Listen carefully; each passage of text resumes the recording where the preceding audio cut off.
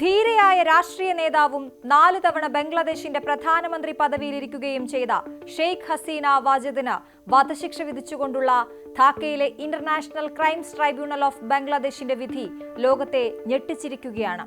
2024 July August മാസങ്ങളിൽ രാജ്യത്ത് ആഞ്ഞടിച്ച വിദ്യാർത്ഥി പ്രക്ഷോഭങ്ങളെ അതിക്രൂരമായി അടിച്ചമർത്താൻ ഉത്തരവിട്ടു എന്ന കുറ്റമാണ് മുൻ പ്രധാനമന്ത്രിക്ക് മേൽ ചുമത്തിയിരിക്കുന്നത്. മനുഷ്യരാശിക്കെതിരായ കുറ്റങ്ങൾ തെളിഞ്ഞെന്ന് കോടതി നിരീക്ഷിക്കുമ്പോൾ ഒരു കാലത്ത് രാഷ്ട്രത്തിന്റെ വികസന നായികയായി വാഴ്ത്തപ്പെട്ട വ്യക്തിത്വം ചരിത്രത്തിലെ ഏറ്റവും വലിയ നിയമപ്രതിസന്ധിയിലേക്ക് എടുത്തെറിയപ്പെട്ടിരിക്കുന്നു. രാഷ്ട്രീയ എതിരാളികളെ നിശബ്ദമാക്കുന്നു എന്ന ആരോപണങ്ങൾക്കിടയിലും ബംഗ്ലാദേശിനെ വികസന പാതയിലേക്ക് നയിച്ച നേതാവാണ് ഷെയ്ഖ് ഹസീന. എന്നാൽ 2024 കോട്ട വിരുദ്ധ പ്രക്ഷോഭം എന്നറിയപ്പെട്ട വിദ്യാർത്ഥി പ്രക്ഷോഭങ്ങളെ നേരിട്ട രീതി അവരുടെ ഭരണത്തിന് ഒരു കറുത്ത പാടായി മാറി. ഈ പ്രക്ഷോഭത്തിനിടെ 1400-ലധികം ആളുകൾ കൊല്ലപ്പെട്ടതായി ഐക്യരാഷ്ട്രസഭയുടെ കണക്കുകൾ സൂചിപ്പിക്കുന്നു.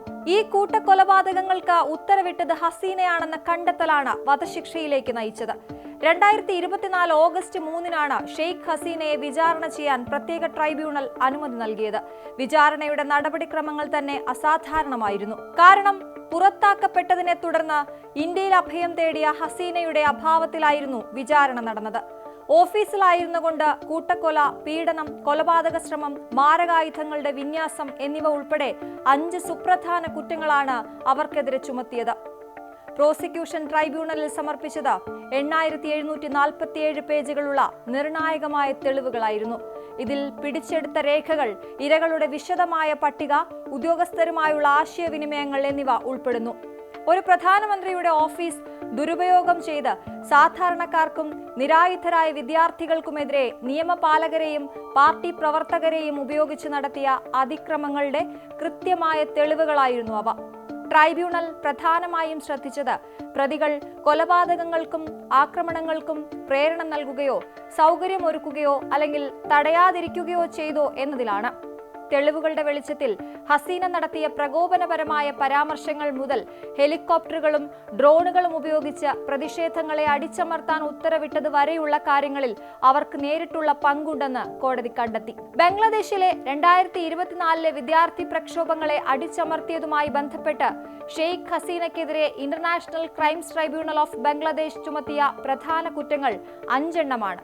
ഒന്നാമതായി 2024 ജൂലൈ 14-ന് ഹസീന നടത്തിയ പ്രകോപനപരമായ പ്രസ്താവനകൾ നിയമപാലകരെയും ഭരണകക്ഷിയായ അവാമി ലീഗിന്റെ പ്രവർത്തകരെയും വിദ്യാർത്ഥികൾക്കും സാധാരണക്കാർക്കുമെതിരെ ആക്രമണം അഴിച്ചുവിടാൻ നേരിട്ട് പ്രേരിപ്പിച്ചു എന്നതാണ്. രണ്ടാമത്തെ കുറ്റം മാരകമായ പോലീസ് നടപടികൾക്ക് പുറമെ പ്രതിഷേധക്കാരെ അടിച്ചമർത്തുന്നതിനായി ഹെലികോപ്റ്ററുകൾ, ഡ്രോണുകൾ തുടങ്ങിയ മാരകായുധങ്ങൾ വിന്യസിക്കാൻ നിർദ്ദേശിക്കുകയും നടപ്പാക്കുകയും ചെയ്തു എന്നതാണ്.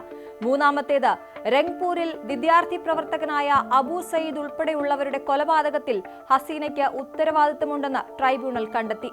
നാലാമത്തെ കുറ്റമനുസരിച്ച് 2024 ഓഗസ്റ്റ് 5-ന് ധാക്കയിൽ നടന്ന കൂട്ടക്കൊലയ്ക്ക് അവർ ഉത്തരവിടുകയും സൗകര്യമൊരുക്കുകയും ചെയ്തു. ഇതിൽ 6 വിദ്യാർത്ഥികളെ വെടിവെച്ചു കൊന്നു. അവസാനമായി 5-ാമത്തെ കുറ്റം അഷുലിയയിൽ 6 പേരെ വെടിവെച്ചു കൊന്നതിനു ശേഷം തെളിവുകൾ നശിപ്പിക്കാനായി മൃതദേഹങ്ങൾ കത്തിച്ച സംഭവത്തിൽ ഹസീനയ്ക്ക് പങ്കുണ്ട് എന്നാണ്. ഈ കുറ്റങ്ങളെല്ലാം മനുഷ്യരാശിക്കെതിരായ ഗുരുതര കുറ്റകൃത്യങ്ങളായി കണക്കാക്കിയാണ് ട്രൈബ്യൂണൽ അവർക്ക് വധശിക്ഷ വിധിച്ചത്. ഈ വിധി ബംഗ്ലാദേശിന്റെ ആഭ്യന്തര വിഷയത്തിനപ്പുറം അന്താരാഷ്ട്ര തലത്തിൽ വലിയ പ്രത്യാഘാതങ്ങൾ ഉണ്ടാക്കാൻ സാധ്യതയുണ്ട്. നിലവിൽ ഷെയ്ഖ് ഹസീന ഇന്ത്യയിലാണ് അഭയം തേടിയിരിക്കുന്നത്. ഈ വിധി ഹസീനയെ കൈമാറാൻ ഇന്ത്യയെ സമ്മർദ്ദത്തിലാക്കിയേക്കാം.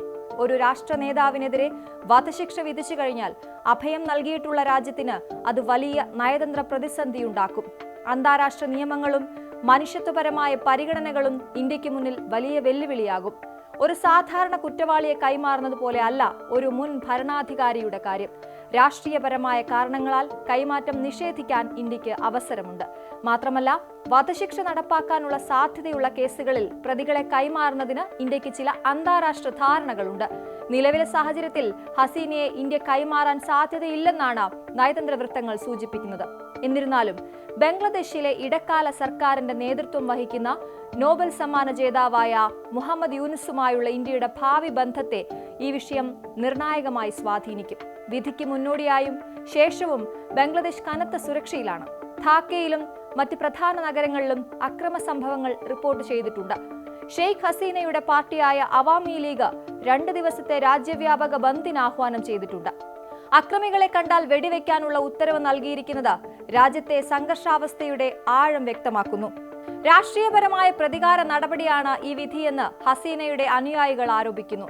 വിധി വരുന്നതിന് തൊട്ടു മുമ്പ് അവർ അനുയായികൾക്കായി ഒരു വീഡിയോ സന്ദേശം പുറത്തുവിട്ടിരുന്നു. താൻ നിരപരാധിയാണെന്നും ഇടക്കാല സർക്കാർ അവാമി ലീഗിനെ ഇല്ലാതാക്കാൻ ശ്രമിക്കുകയാണെന്നും അതിൽ അവർ ഉറപ്പിച്ചു പറയുന്നു. ഈ വികാരങ്ങൾ അവാമി ലീഗ് പ്രവർത്തകർക്കിടയിൽ തീവ്രമായ പ്രതിഷേധത്തിന് വഴിവെക്കാൻ സാധ്യതയുണ്ട്. ഒരു മുൻ രാഷ്ട്രത്തലവന് വധശിക്ഷ വിധിക്കുന്നത് ആധുനിക ചരിത്രത്തിൽ അത്യപൂർവമാണ്. ഇറാഖിലെ സദാം ഹുസൈൻ, റൊമാനിയയിലെ നിക്കോളായി ചൗഷസ്കു തുടങ്ങിയവരുടെ വിചാരണകളും വധശിക്ഷകളും ഓർമ്മിപ്പിക്കുന്നത് അധികാരത്തിന്റെ അസ്ഥിരതയെക്കുറിച്ചാണ്. എന്നാൽ ഹസീനയുടെ കേസ് ഒരു പ്രത്യേകത നിറഞ്ഞതാണ്. കാരണം അധികാരം നഷ്ടപ്പെട്ട് അധികം വൈകാതെ തന്നെ സ്വന്തം നാട്ടിലെ അന്താരാഷ്ട്ര കുറ്റകൃത്യ ട്രൈബ്യൂണലിലാണ് അവർ വിചാരണ നേരിട്ടത്.